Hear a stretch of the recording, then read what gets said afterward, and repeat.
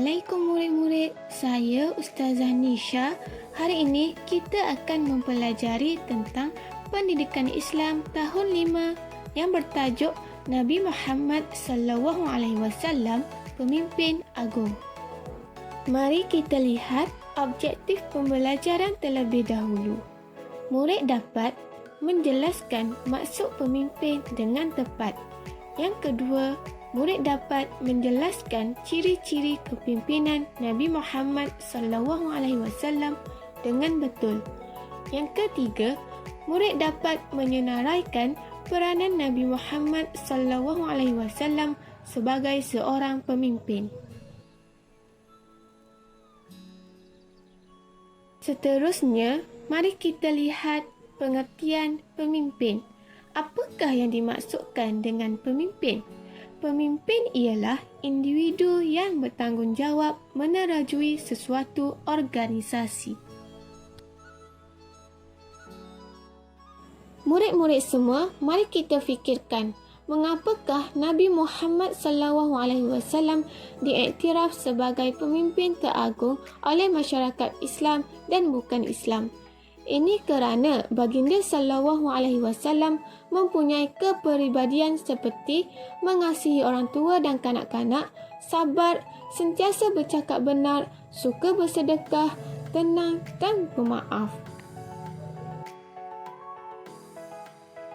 Seterusnya, peranan Nabi Muhammad SAW sebagai pemimpin. Yang pertama, Nabi Muhammad SAW sebagai pemimpin masyarakat.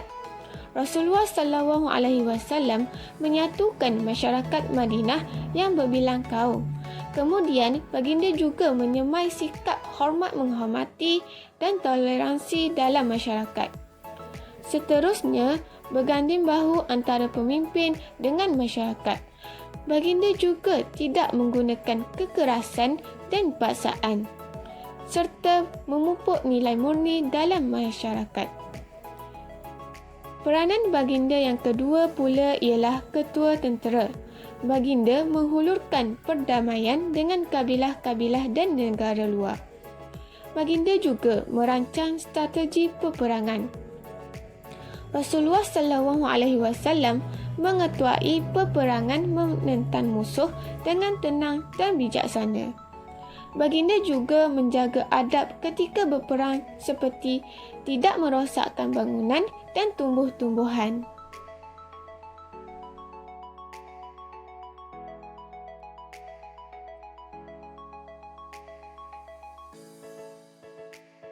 Peranan Nabi Muhammad SAW yang ketiga ialah sebagai ketua hakim.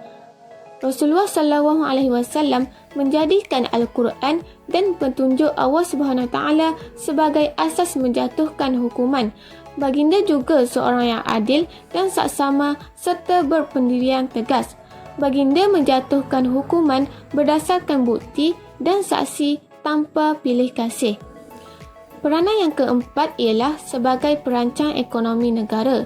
Rasulullah SAW menghapuskan dasar ekonomi jahiliah. Rasulullah SAW juga mewujudkan dasar ekonomi Islam yang adil. Baginda memungut zakat daripada mereka yang wajib mengeluarkannya. Baginda juga membasmi segala bentuk penindasan seperti riba, rasuah dan penipuan.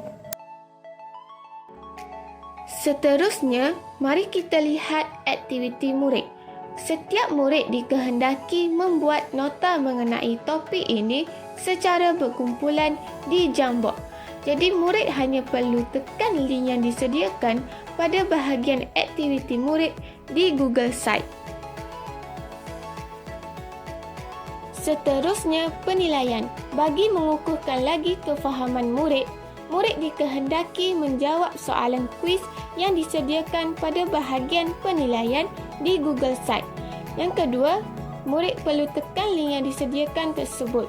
Selamat menjawab!